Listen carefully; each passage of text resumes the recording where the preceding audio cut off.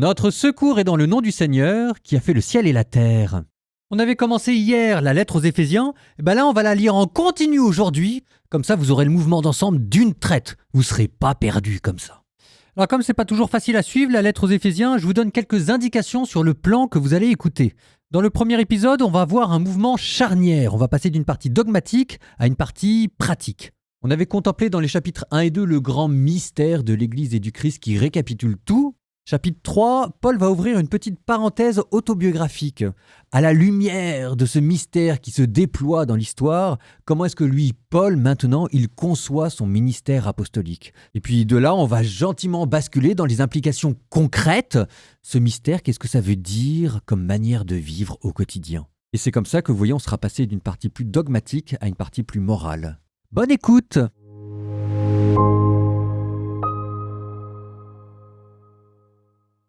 Éphésiens, chapitre 3. Moi, Paul, qui suis en prison à cause du Christ Jésus, je le suis pour vous qui venez des nations païennes. Vous avez appris, je pense, en quoi consiste la grâce que Dieu m'a donnée pour vous.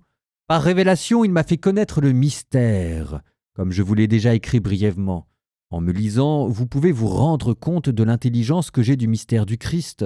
Ce mystère n'avait pas été porté à la connaissance des hommes des générations passées, comme il a été révélé maintenant à ses saints apôtres et aux prophètes dans l'Esprit. Ce mystère, c'est que toutes les nations sont associées au même héritage, au même corps, au partage de la même promesse dans le Christ Jésus par l'annonce de l'Évangile.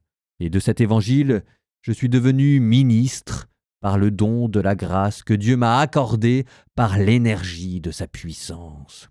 À moi, qui suis vraiment le plus petit de tous les fidèles, la grâce a été donnée d'annoncer aux nations l'insondable richesse du Christ et de mettre en lumière pour tous le contenu du mystère qui était caché depuis toujours en Dieu, le Créateur de toutes choses. Ainsi, désormais, les puissances célestes elles-mêmes connaissent, grâce à l'Église, les multiples aspects de la sagesse de Dieu. C'est le projet éternel que Dieu a réalisé dans le Christ Jésus notre Seigneur. Et notre foi au Christ nous donne l'assurance nécessaire pour accéder auprès de Dieu en toute confiance. Aussi, je vous demande de ne pas vous décourager devant les épreuves que j'endure pour vous. Elles sont votre gloire. C'est pourquoi je tombe à genoux devant le Père, de qui toute paternité au ciel et sur la terre tient son nom, lui qui est si riche en gloire, qu'il vous donne la puissance de son esprit, pour que se fortifie en vous l'homme intérieur, que le Christ habite en vos cœurs par la foi, restez enracinés dans l'amour, établis dans l'amour. Ainsi vous serez capables de comprendre avec tous les fidèles quelle est la largeur, la longueur, la hauteur, la profondeur. Vous connaîtrez ce qui dépasse toute connaissance, l'amour du Christ. Alors vous serez comblés jusqu'à entrer dans toute la plénitude de Dieu. À celui qui peut réaliser par la puissance qu'il met à l'œuvre en nous infiniment plus que nous ne pouvons demander ou même concevoir, gloire à lui dans l'Église et dans le Christ Jésus, pour toutes les générations, dans les siècles des siècles. Amen. Éphésiens, chapitre 4. Moi qui suis en prison à cause du Seigneur, je vous exhorte donc à vous conduire d'une manière digne de votre vocation. Ayez beaucoup d'humilité, de douceur et de patience. Supportez-vous les uns les autres avec amour. Ayez soin de garder l'unité dans l'esprit par le lien de la paix. Comme votre vocation vous a tous appelés à une seule espérance, de même il y a un seul corps et un seul esprit. Il y a un seul Seigneur, une seule foi, un seul baptême, un seul Dieu et Père de tous, au-dessus de tous, par tous et en tous. À chacun d'entre nous, la grâce a été donnée selon la mesure du don fait par le Christ. C'est pourquoi l'Écriture dit « Il est monté sur la hauteur, il a capturé des captifs, il a fait des dons aux hommes. » Que veut dire « il est monté » ? Cela veut dire qu'il était d'abord descendu dans les régions inférieures de la terre. Et celui qui était descendu est le même qui est monté au-dessus de tous les cieux pour remplir l'univers. Et les dons qu'il a faits, ce sont les apôtres, et aussi les prophètes, les évangélisateurs, les pasteurs et ceux qui enseignent. De cette manière, les fidèles sont organisés pour que les tâches du ministère soient accomplies et que se construise le corps du Christ, jusqu'à ce que nous parvenions tous ensemble à l'unité dans la foi et la pleine connaissance du Fils de Dieu, à l'état de l'homme parfait, à la stature du Christ dans sa plénitude. Alors, nous ne serons plus comme des petits enfants, nous laissant secouer et mener à la dérive par tous les courants d'idées, au gré des hommes qui emploient la ruse pour nous entraîner dans l'erreur. Au contraire, c'est en vivant dans la vérité de l'amour que nous grandirons pour nous élever en tout jusqu'à celui qui est la tête, le Christ. Et par lui, dans l'harmonie et la cohésion, tout le corps poursuit sa croissance grâce aux articulations qui le maintiennent selon l'énergie qui est à la mesure de chaque membre. Ainsi, le corps se construit dans l'amour. Je vous le dis, j'en témoigne dans le Seigneur, vous ne devez plus vous conduire comme les païens qui se laissent guider par le néant de leurs pensées. Ils ont l'intelligence remplie de ténèbres. Ils sont étrangers à la vie de Dieu à cause de l'ignorance qui est en eux, à cause de l'endurcissement de leur cœur. Ayant perdu le sens moral, ils se sont livrés à la débauche au point de s'adonner sans retenue à toutes sortes d'impuretés. Mais vous, ce n'est pas ainsi que l'on vous a appris à connaître le Christ. Si, du moins, l'annonce et l'enseignement que vous avez reçus à son sujet s'accordent à la vérité qui est en Jésus. Il s'agit de vous défaire de votre conduite d'autrefois, c'est-à-dire de l'homme ancien, corrompu par les convoitises qui entraînent dans l'erreur. Laissez-vous renouveler par la transformation spirituelle de votre pensée. Revêtez-vous de l'homme nouveau, créé selon Dieu, dans la justice et la sainteté conforme à la vérité. Débarrassez-vous donc du mensonge et dites la vérité, chacun à son prochain, parce que nous sommes membres les uns des autres. Si vous êtes en colère, ne tombez pas dans le péché. Que le soleil ne se couche pas sur votre colère. Ne donnez pas prise au diable. Que le voleur cesse de voler, qu'il prenne plutôt la peine de travailler honnêtement de ses mains, afin d'avoir de quoi partager avec celui qui est dans le besoin.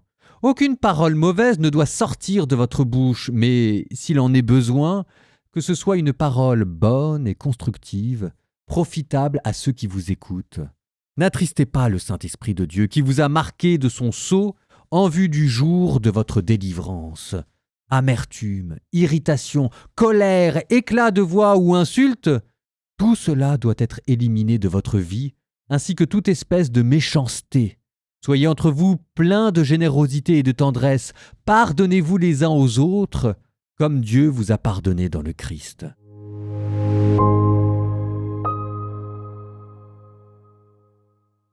Je voudrais, dans les commentaires, revenir sur un mot qui n'arrête pas d'apparaître et de réapparaître dans cette lettre aux Éphésiens. Un mot qu'on connaît et si on ne fait pas attention, on va passer à côté. C'est le mot de mystère, mysterion en grec. C'est pas la première fois qu'on en parle. Donc normalement, je fais appel à votre mémoire. On en avait parlé en parlant des prophètes, notamment en parlant de Daniel. Mysterion, on avait dit que ça désignait un secret divin que Dieu seul connaît et qu'il va révéler en son temps. C'est pas une doctrine ésotérique, c'est pas quelque chose d'obscur, ça veut simplement dire que Dieu avait un plan. Il avait un plan secret, caché, il avait un dessein inconnu pendant des siècles et qui concernait le monde en entier. Alors ce mystère, en fait, ça c'est drôle de le dire comme ça, mais c'était le plan B que Dieu avait prévu de toute éternité si jamais ou au grand jamais les choses allaient mal tourner. Quand il a créé l'homme, il lui a laissé le choix et se dit « Ah, je sais pas exactement ce qui va se passer, mais ça se trouve, ça va mal se passer. » Et il avait prévu un plan de secours. Et c'est ce plan de secours qu'on appelle le mystère de Dieu.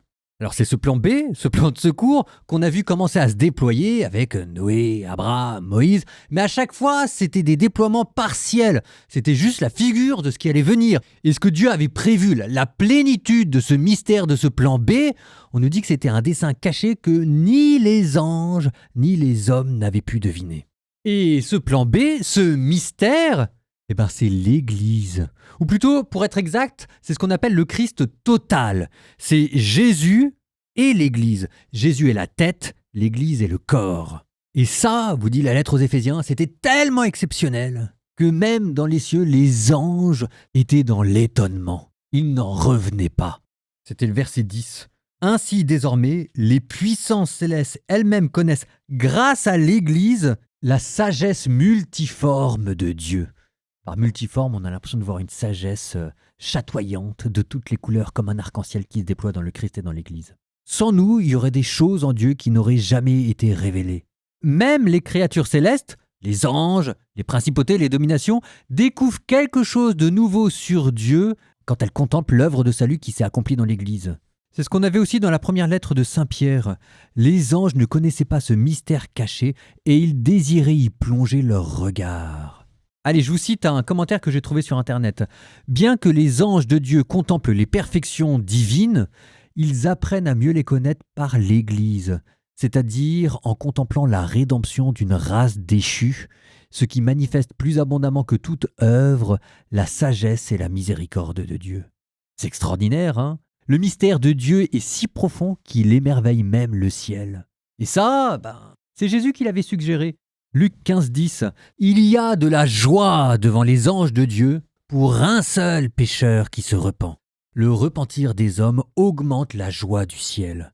Là, ce mystère-là, c'est tellement saisissant que dans la lettre aux Éphésiens, à ce moment-là, Paul vous dit qu'il tombe à genoux, lui-même rempli d'admiration devant l'ampleur du plan de Dieu, de ce mystère qui enfin se dévoile. C'est beau, hein ? Et c'est pour ça qu'on passe ensuite aux considérations morales et pratiques, quand Paul vous dit qu'il faut garder l'unité de l'esprit par le lien de la paix, quand il vous dit qu'il faut que tout le monde soit réconcilié entre eux, c'est parce que vivre de cette unité dans l'Église, c'est refléter, c'est rentrer dans ce plan mystérieux de Dieu qui fait l'étonnement même des anges.